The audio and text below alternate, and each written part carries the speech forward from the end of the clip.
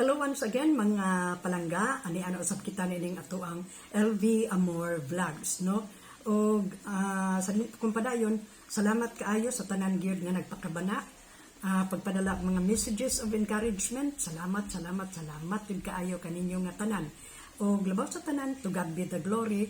Magpasalamaton kayo ako sa kahit-saan nga muoy naghatag usab kanato og kay gayunan, no, nga makahimo nining vlog. Karon nga higayuna, let me share with you all about loneliness. No?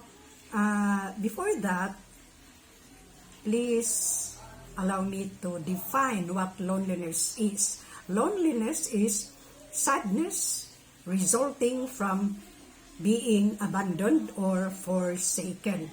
Sa akong mga pag-research, adunay 5 ka loneliness, no?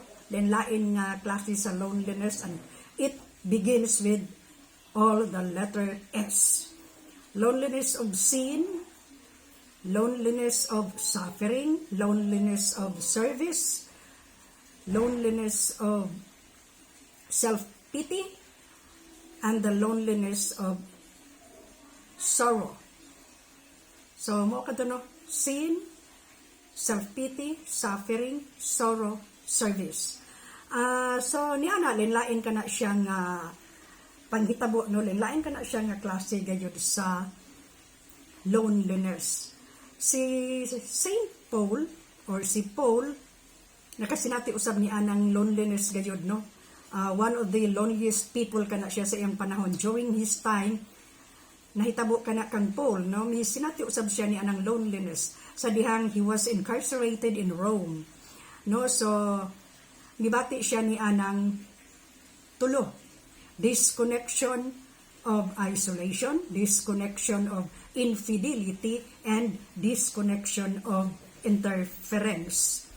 Ang disconnection of isolation, nabati na sinati kana ni Paul, and so usab kita karong panahon na, no? Mao kana diha ang abandonment. We were forsaken. Labi na nang ma-isolate na kita gikan sa ato ang mga friends, ato ang mga mahal sa kinabuhi, sa ato ang mga relatives, no? Tungod kay na-isolate kita gikan kanila. Labi na kanang naabitaw behind bars. They are lonely people. Kanang naa sa mga hospitals, kanang naa sa mga home for the aged, kanang mga elderly. Lonely gayud kana sila nga klase sa mga tao. Labi na karong panahon na nga daghan kaayo ang naa sa isolation room tungod kay kibaw na ta nasakit ni anang lain ka klase sa sakit, labi na gid kanang kaning pandemic na to karon, no? So kanang mga tao diha nga naa sa isolation room or isolated sila, they are lonely people. So si Paul ni sinati usab ni ana atong mabasa kana sa 2 Timothy chapter 4, kanang tibok na chapter diha naa diha ang iyaang journey. Unsa kanang lonely, unsa iyang gibati niya nang lonely siya. So naa diha, no? Ang ikaduhang disconnection mao kanang infidelity. Nahimo kitang lonely or nahimong lonely si Paul bisan bagani kita because of infidelity, no? Kalangitan gud ni ana kanang infidelity kana bitang ug naa nata sa kalisod, difficulties, hardships, we are hurt, we are in pain.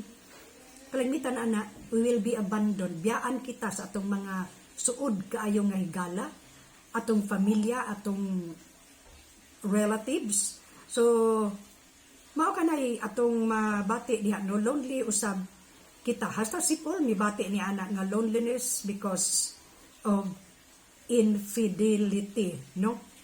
Karon ari na usab kita sa ikatulong disconnection, kanang disconnection of interference. Interference kani bitang ato ni siyang maingon nga betrayal. Kana bitang budhian ta mutumaw kanang mga Judases in our lives, just like Jesus Christ nga gi-betrayed ni Judas. Si Paul usab na itabo kay kana kaniya. Gibudhian siya ni Alexander the Coppersmith, no? Sa dihang Alexander the Coppersmith kanibang go against him nga gitugan siya ngadto sa authority nga naa siya sa Rome, the reason why he was incarcerated. So lonely usab siya ni ana. Kana mo'y pinakasakit nga lonely kanang betrayal. Daghan kana nahitabo kana sa atong palibot karon, no? Betrayal sa spouse, betrayal sa mga anak, sa mga friends, sa mga relatives ug sa people around, no? So mao kana ang gibati ni Paul ug sa uban nga katawhan karon nga kapanahonan nato, no? Daghan kaayo kanang loneliness. Katawa lang na sa gawas pero inwardly many are lonely. Dayon kung lonely kita, adto kita sa 4 C's. Si Paul, ayang gibati mao kanang companion. Kung ang tao gani naani anang state of loneliness, he longed for someone, for somebody, kanang companion bitaw.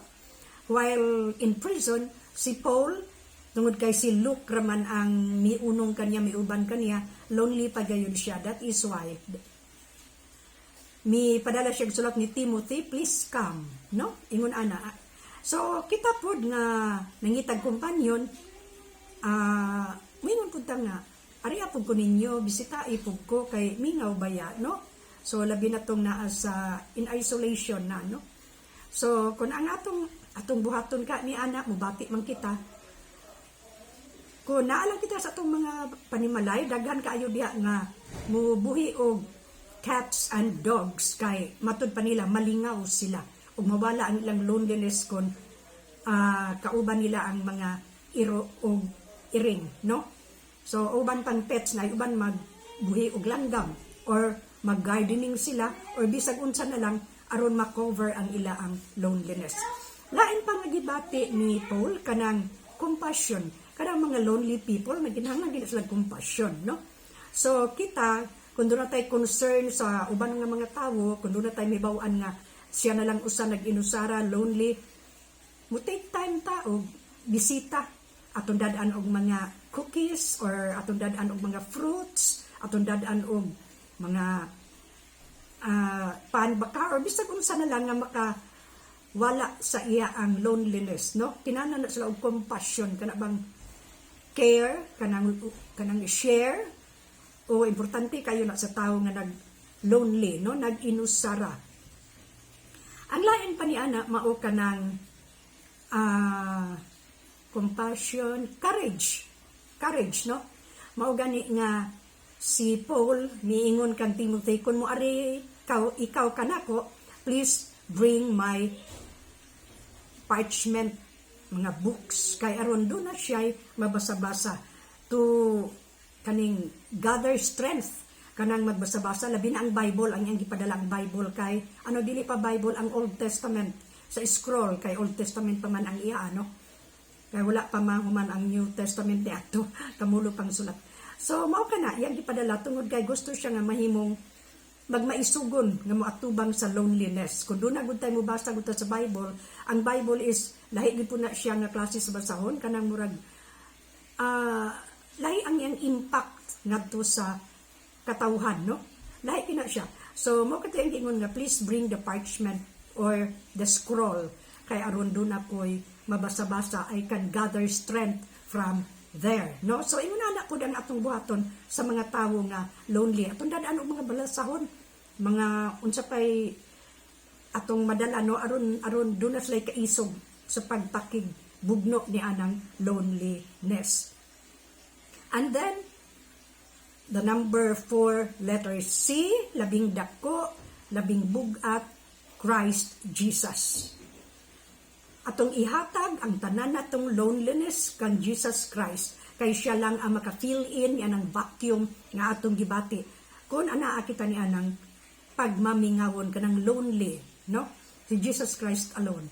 Let us continue to connect to our Lord and Savior, to our God the Father, omniscient, omnipotent, omnipresent God. Siya lamang ang makatambal ni ana kana atong loneliness, kanang ato ang anxiety, ato ang suffering, kanang ato ang sorrow, kanang ato ang labi na ng sin, kanang self-pity, kanang service, give it all to Jesus Christ. Ug siya nay mahibalo mo, hatag na tong strength, mohatag og courage, and he can be a good companion. Ang compassion niya, ang kaluoy that endures forever, no? Si Jesus Christ alone ang makatubag ni ana, wala nay lain. So mga igsoon, mao katong akong sharing karon about loneliness. Salamat kayo sa kagayunan nga inyong gihatag. I hope makatabang kadto sa mga tao nga lonely. Pero lang sa dili lonely. Kay di man punta ng tao tingali lonely, no? Naay mga tao nga alone but not lonely. No, just like me. I'm alone but I'm not lonely because Jesus Christ is everything to me. So again, ang ato ang Bible verse, ang akong ikatag tingali, Hebrews 13:5. For I will never leave you nor forsake you. Ako pa din idugang, Jesus, maka-feel kayo niya ng loneliness because he was once a lonely man. Labi na sa cross, he was abandoned, he was forsaken. So makasabot kayo siya niya ng loneliness. So again, for I will never leave you nor forsake you. Hebrews 13:5. Salamat kayo mga igsoon sa inyong pagpaminaw o spend time sa pamina lang sa ato ang sharing. So I hope maayo kayo ang tanan. Again, have a good and godly day.